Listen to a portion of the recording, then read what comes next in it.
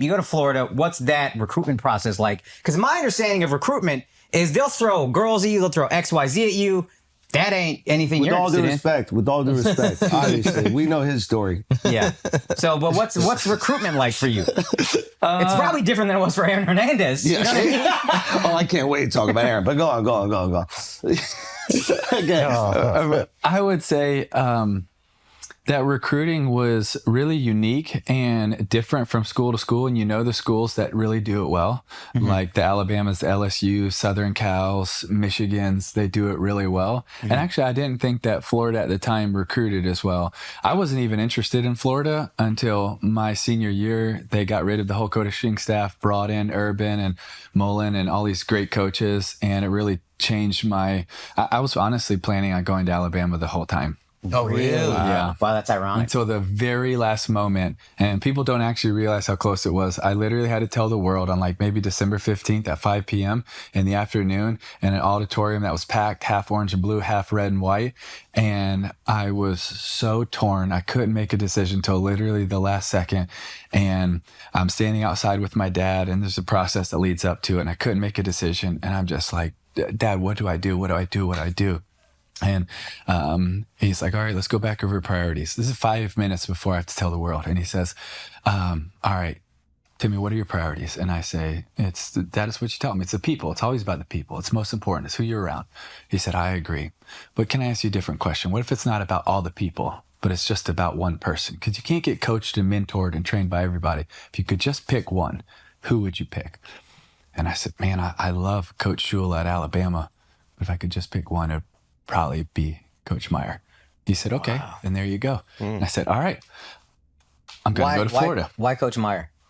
Over Saban is, I think we'd say the Saban greatest. wasn't at Alabama at the then. time. Coach Shula was still at Alabama, Okay. and then they got rid of him after the next year and brought in Saban. Do you and regret, that changed do you all regret of it. how it all worked out? You think maybe he could have gone Saban, dude? I think he was still at Miami with the Dolphins and then at he the left time. them high and dry. Yeah. But, okay, so you decided to go Florida. Well, so then I pick up the phone, and this is the funny part. I pick up the phone to call Coach Shula to tell him I'm not going to go to Alabama because I tried it. I think that's the right thing to do. And so I pick up the phone, and I was very close with him and his family, and they're just awesome people. And I was very close. So I got emotional telling him, and he had some tears. And I said, Coach Shula, I'm so sorry, but I'm not going to go to Alabama. And he said, Timmy, you stop right there. I love you just as much now as if you came to Alabama. You're going to have a great career, and hopefully I get to coach you one day. Wow. And I hang up the phone. I look at my dad, and I said, Dad, I made the wrong decision. that's the coach I'm supposed to play for. That's the one I'm supposed to play for. And then I was like, no, I'm not going to get swayed. I'm going to go to Florida. So I pick up the phone to call Coach Meyer, and I got like 3 minutes before I have to tell the world. Pick up the phone to call Coach Meyer.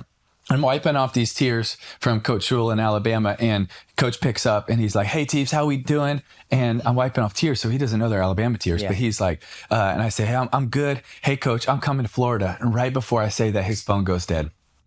And so he's in the car because he knows I'm about to make a decision. He's got ADD and he's trying to, just drive to be able to relax. And so he stops and he's trying to get his BlackBerry charged. And I guess that's why it went, but I was out of business. I'm not sure, but he's trying to get the charge back on and turning it back on. It won't go. It's going to voicemail. And they're like, you got to get on stage.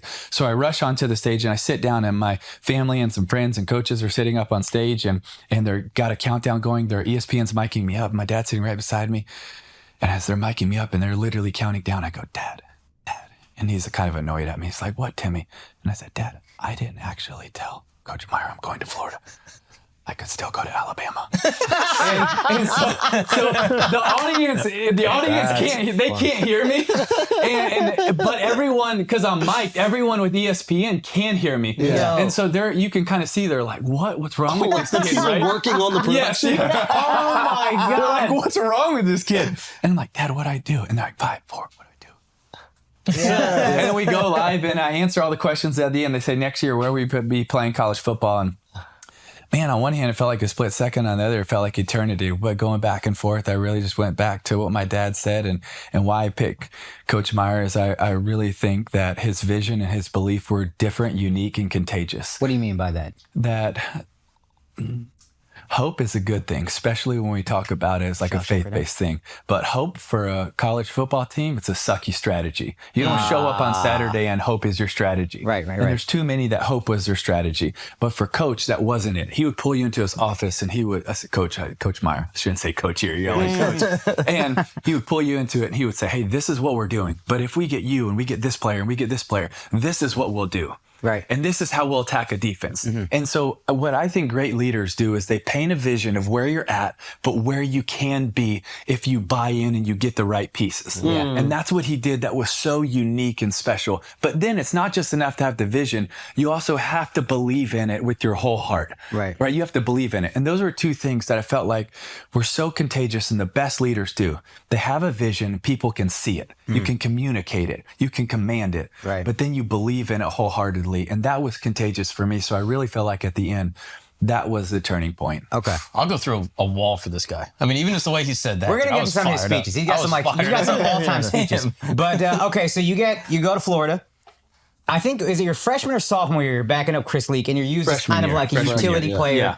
And I remember seeing you running for a touchdown, and then you did some like phone celebration. You were talking a little smack. That was LSU. It was LSU. That was at LSU, and that was because they got my phone number, and I think it was the old, what was it called? Razor. The Razor. The pink one, right? And I literally, that was the coolest one. I could not flip it open and close it without answering a call. Why? Because they leaked your number. Yeah, they leaked it and whatever. And so, it was all day. Yeah. But the stuff it was not like trash talk. It was like vile things they're saying. Yeah, it was like my mom's name and we're going to burn her at the stake. Yeah, and it was like my sister's names and what they were going to do to them.